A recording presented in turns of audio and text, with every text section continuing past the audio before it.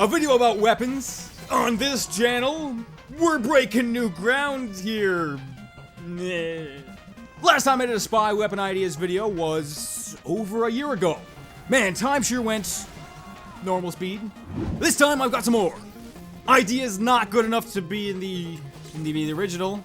I mean the greatest ideas you'll ever hear. Due to popular demand, I have also created basic representations of what the weapons might look like. It's not really the type of thing I have all that much experience drawing, so hopefully they get better as this goes on. But hey, let's start. This time with a knife. The idea of having disguises have different effects based on who you're disguised as is a pretty neat concept to me. Regularly, the only difference you're gonna get out of a disguise is slower movement speed. So let's say there's a knife that offers class-based bonuses for each disguise. Probably something too complex to fit into an item description, so let's pretend that, hypothetically, when you open your disguise menu, it tells you right there what the effects are. And when you disguise as Scout, your movement speed will be increased from Spy's regular 107% to Scout's 133% movement speed. Okay, alright, that's pretty much the best one right off the bat. Being able to run up and backstab people at Scout speed it's pretty good. I mean, why even disguise as anyone else at that point? Let's say this disguise also comes with a 20% damage vulnerability. When you disguise as a Scout, you're super fast, but you're also even more frail. Then when disguised as Soldier, your max health will be bumped up to 200. Kinda like a power-up in manpower, it will increase your max HP, but you'll still need to collect health to fill it up. Then upon losing your disguise, any extra health will be converted to overheal. For the Pyro Disguise, how about a 33% fire damage resistance? Allows you to escape fire a little bit better, but is lost the second your disguise is gone. The Demo Disguise would be similar to Soldiers, but only a max of 175. And for Heavy, I don't imagine anybody really wants to fight a 300 health Spy. Maybe you do? Shut up. Maybe cap that health at 200 like on Soldier, but also tack on a plus 25 health from all sources.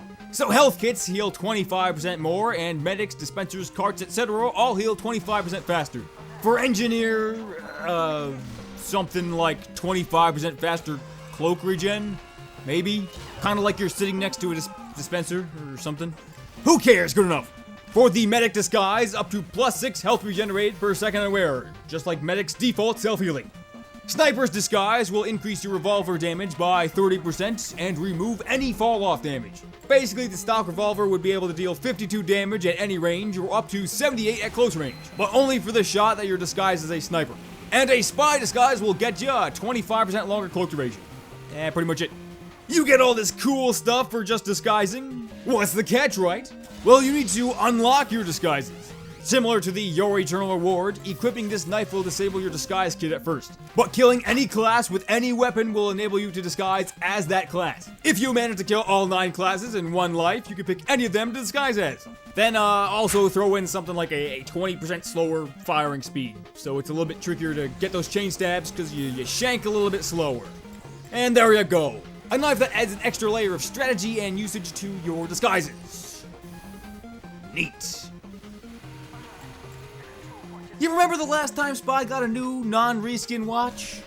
It was only 2009. Is there any loadout slot in the game more ignored than that one at this point? Engineer's PDA doesn't count. It didn't even exist in the menu until 2012. But yeah, I mean, it's something that I think could lend itself to some pretty creative options. Basically, this idea came from the thought of Spy doing the old magician puff of smoke and then disappearing thing. Where instead of actually cloaking and turning invisible, it's just poof, and now you're somewhere else. Then to determine where Spy actually shows up, I was thinking give him pretty much his own personal teleporter. A mini Spy tech-like matter transporter thingamajig, where Alt-Fire will toss the transporter. I'm imagining that it would reuse spell casting animations, which are kinda like throwing animations. I think it could work. Maybe. But anyway, once the transporter is active, pressing the Alt-Fire again will basically teleport you to its location. You disappear in a puff of smoke and decloak where you left it. And let's say it has the same base recharge as the Dead Ringer, so 50% faster. Between uses, it would have a 20-ish or so second recharge. But unlike the Dead Ringer, it doesn't have any ammo box penalties. If you plan ahead of time, you could go right into a group of enemies, stab a few of them, and then poof out of there into safety. Where normally you could still get caught with the Invis Watch or a Dead Ringer, especially if there's a Pyro around. The smoke would make it pretty obvious that you did disappear, but unless they know where your transporter was, they can't really do much about it. Though that does mean if an enemy finds your little teleport thing, they could just wait for you there and kill you when you go through it. It also means you have no way to actually turn invisible, making getting into enemy territory a bit tricky. Getting out of there would be the easy part. But what this does is it also gives Spy a new mobility option. You could angle the toss of your transporter upward to throw it farther, and then you could use it to get to certain areas faster. Or for vertical mobility. Say you want to get up there on top of that thing on Powerhouse. You toss it up there, and poof! Look at him dance. For Spy being a support class, he sure doesn't really have any unlocks that help to support his teammates. I mean, aside from outright killing enemies, which is usually good enough, but still. This brought me to the Team Fortress Classic Tranquilizer, which Spy was originally going to have in some form or another in this game. The Tranquilizer and TFC have the target's move speed and their mouse turn speed. And generally speaking, reducing move speed in TF2 is really not a fun thing to fight against. So I probably wouldn't recommend bringing that over. Maybe something sorta similar to the Sydney Sleeper, where you could cause ranged mark for death. Say one target at a time for 5 seconds. But also, it causes bleed for 5 seconds. Not that a tranquilizer would really cause bleeding, but who cares? None of the weapons in this game make any sense anyway. But that means you get ranged mini crit bleed. I kinda feel like bleed is a underused item attribute. There's not that many weapons that cause it, and Scout has 3 out of 5 of them, so share that bleed around, maybe. But that means that the target doesn't get health, they're going to take 50 damage from bleed along with mini crits from all sources. But this will have a minus 85% clip size compared to the revolver, just one shot. Technically it's minus 83.4% thereabouts, but 85 looks better. Pretty much this weapon is bad at personal self-defense, but useful for helping out your teammates and bugging people from a distance. Kinda like a Sydney Sleeper for Spy, but with bleed, and no charge, and with ramp up and fall off, and different reload times, and no scope, and you can only mark one person at a time. It's still sorta similar, it's a support gun. Let me just throw in a stupid extra bonus one.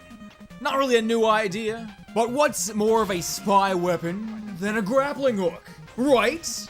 Everyone's got it in manpower though. But what if Spy was the only one able to use a version of it outside of that mode? As a revolver replacement? A toned down version of the manpower grappling hook? Without the faster holster and deploy, a 1 second refire delay instead of half a second, and firing it will remove your disguise. It would still be fireable while cloaked though. Think of all the cool things you could do with that. That's a lot more mobility. You could just use it to swing around the map, or cloak and dagger grapple to the ceiling and then drop down on your prey like some kind of French Spider-Man. I think it would be interesting to see how the grapple would work in an environment where not everybody has it. It might be kinda cool to see.